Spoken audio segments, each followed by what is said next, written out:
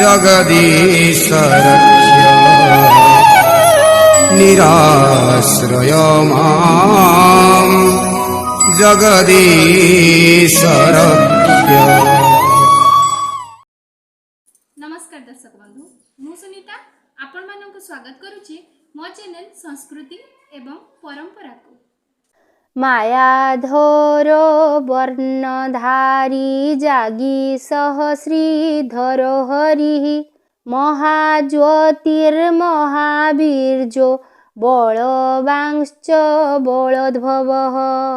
पौषपुत्रदा एकादशी प्रतिवर्ष पौष मास शुक्ल पक्षरे जेउ एकादशी पड़े ताहाकु पुत्रदा एकादशी कुहा जाए।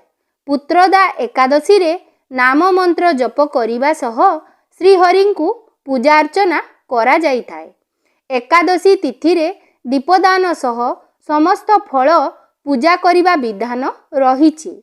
भगवान श्रीकृष्ण धर्मराजा युधिष्ठिरंकु एही व्रतर महत्व को व्याख्या करी कहिथिले। एही तिथिर अधिदेवता हेउछन्ति भगवान नारायण। एही तिथि रे समस्त पापनाश होइथाए। पूर्व कालरे भद्रावतीपुरी राजा सुकेतुमान शासन करुथिले। तांकर कौनसी संतान नथिला। एही कारणरू राजा ओ रानी चंपा चिंतारे रहुथिले।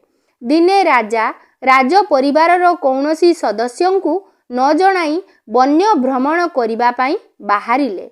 राजा बनर शोभाकु देखु देखु द्विप्रहर होईगला। राजा भोक शोषरे आउटु पाउटु होई खाद्य संग्रह पाई खोजी बुलिले। शेषरे एक सरोवर ओ सरोवर तटरे अनेक मुनि ऋषि मानकर आश्रम स्थली रहिथिबार देखिले। एहा राजांको पाई सौभाग्य थिला। से तत्क्षणात घोड़ा उपरे बसी सरोवर निकटरे पहुंची समस्त मुनि ऋषि मानंकु वंदना करिबाकू लागिले। तांकर वंदनारे मुनि ऋषि माने प्रसन्न हेले। राजा मुनि मानंकु देखि पचारिले, आपण माने किए? आपणଙ୍କ नाम कौन तथा आपण माने एठारे एकत्र होइछन्ति काहीकि? मुनि कहिले, आमे समस्ते विश्वदेव स्नान करिबाकू आसीछु। माघ मास निकटरे आसुछि। आजिठारु 5 दिन धरी माघ स्नान आरंभ हेबाकू जाउछि। आजि ही पुत्रदा एकादशी। जिए एही व्रत पालन करिवो तार पुत्र हेब। राजा कहिले, हे विश्वदेवगण, जदि आपण माने मो उपरे प्रसन्न अछन्ति तो मते पुत्र दियंतु। मुनि कहिले, राजन, एही व्रत बहुत विख्यात। आजिठारु एही व्रत पालन करंतु। महाराज भगवान केशवंक आशीर्वादरु आपणंकु पुत्र अवश्य प्राप्त हेब। एही प्रकार मुनिंक कहिबा अनुजाई राजा एही व्रतकु पालन करिबा सह पुत्रदा एकादशी अनुष्ठित कले। द्वादशरे से निज व्रतकु उद्यापित करी मुनिंक चरण स्पर्श करी घरकु फेरिले। सेही दिन रानी गर्भधारण कले। राजांकर एक तेजस्वी पुत्र हेला, जहा समस्त गुणर अधिकारी हेबा सह प्रजा मानंकर पालक मध्य होई पारिथिले। एही दृष्टिरु पुत्रदा एकादशी व्रत समस्त एकादशी ठारु अधिक महत्वपूर्ण। एही व्रत रखिबा द्वारा पुत्र प्राप्त हुए बोली अनेकंकर विश्वास। एकादशी महात्म्य। युधिष्ठिर कहिले, हे कृष्ण, पौष मासर शुक्ल पक्ष एकादशीर नाम कौन? विधि मध्य कौन?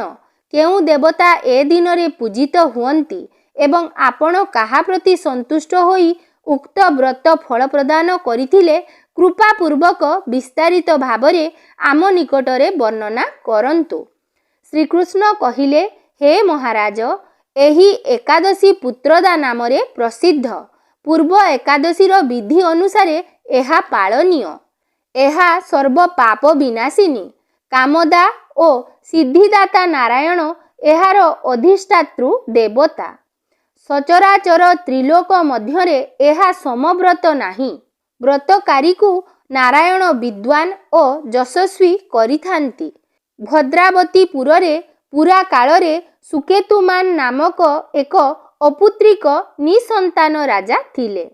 तांकर राणींक नाम थिला चंपका। ରାଜଦମ୍ପତି ଉଭୟେ ବେଶ୍ ସୁଖରେ କାଳ ଅତିବାହିତ କରୁଥିଲେ। ବଂଶ ରକ୍ଷା ହେତୁ ବହୁଦିନ ପର୍ଯ୍ୟନ୍ତ ଧର୍ମକ୍ରିୟାଦି ଅନୁଷ୍ଠାନ କରି ମଧ୍ୟ ଯେତେବେଳେ ବିଫଳ ମନୋରଥ ହେଲେ, ସେତେବେଳେ ରାଜା ଅବା କ'ଣ କରିବେ, କେଉଁ ଆଡ଼କୁ ଯିବେ, ଏହି ଚିନ୍ତାରେ କାତର ହୋଇପଡ଼ିଲେ। ରାଜାଙ୍କର ପୂର୍ବପୁରୁଷଗଣ ତତ୍ କର୍ତ୍ତୃକ ପ୍ରଦତ୍ତ କରସ୍ନଜଳ ଅତି ଦୁଃଖର ସହିତ ଗ୍ରହଣ କଲେ। କାରଣ ସେମାନେ ଚିନ୍ତା କରୁଥିଲେ, ଏହାଙ୍କର ମୃତ୍ୟୁ ପରେ ଜଳପିଣ୍ଡ ପାଇବାର ଆଶା ନାହିଁ। ମିତ୍ର ଅମାତ୍ୟ ବର୍ଗାଦି ହସ୍ତି ଅଶ୍ନ ପଦାତିକ ପ୍ରଭୃତି ଐଶ୍ୱର୍ଯ୍ୟ ସକଳ ଥିଲେ ମଧ୍ୟ ପୁତ୍ରହୀନ ରାଜାଙ୍କ ମନରେ ସୁଖ ନଥିଲା। ସେ ଭାବୁଥିଲେ ଅପୁତ୍ରିକର ଜନ୍ମ ବୃଥା ଓ ଗୃହଶୂନ୍ୟ। ପିତୃଦେବ ମନୁଷ୍ୟ ଲୋକଙ୍କ ନିକଟରେ ଯେଉଁ ଋଣତ୍ରୟ ଶାସ୍ତ୍ରରେ ଉଲ୍ଲେଖ ଅଛି, ତାହାର ପୁତ୍ର ବ୍ୟତୀତ ପରିଶୋଧ ହୋଇପାରେ ନାହିଁ। ସେଥିପାଇଁ ମନୁଷ୍ୟ ମାତ୍ରେ ହିଁ ପୁତ୍ର ଉତ୍ପାଦନରେ ସଚେଷ୍ଟ। ପୁତ୍ରବାନ ଲୋକ ବା ବ୍ୟକ୍ତିର ଏ ଜଗତରେ ଯଶଲାଭ ଏବଂ ଉତ୍ତମ ଗତି ପ୍ରାପ୍ତ ହୁଏ ଏବଂ ସେମାନଙ୍କର ଗୃହରେ ଆୟୁଷ, ଆରୋଗ୍ୟ, ସମ୍ପତ୍ତି ପ୍ରଭୃତି ବିଦ୍ୟମାନ ଥାଏ। ଶ୍ରୀକୃଷ୍ଣ ଯୁଧିଷ୍ଠିର ମହାରାଜାଙ୍କୁ କହିଲେ, ହେ ରାଜା, ଆମର ଏହା ନିଶ୍ଚିତ ଧାରଣା ଯେ ପୁଣ୍ୟକର୍ମା ମନୁଷ୍ୟର ଗୃହରେ ହିଁ ପୁତ୍ର ଜନ୍ମେ। ପୁଣ୍ୟ ବ୍ୟତୀତ ସୁପୁତ୍ର ଓ ସମ୍ପତ୍ତି ହୁଏ ନାହିଁ। ରାଜା ନାନା ଦୁଶ୍ଚିନ୍ତାଗ୍ରସ୍ତ ହୋଇ ଆତ୍ମହତ୍ୟା କରିବେ ବୋଲି ସ୍ଥିର କଲେ।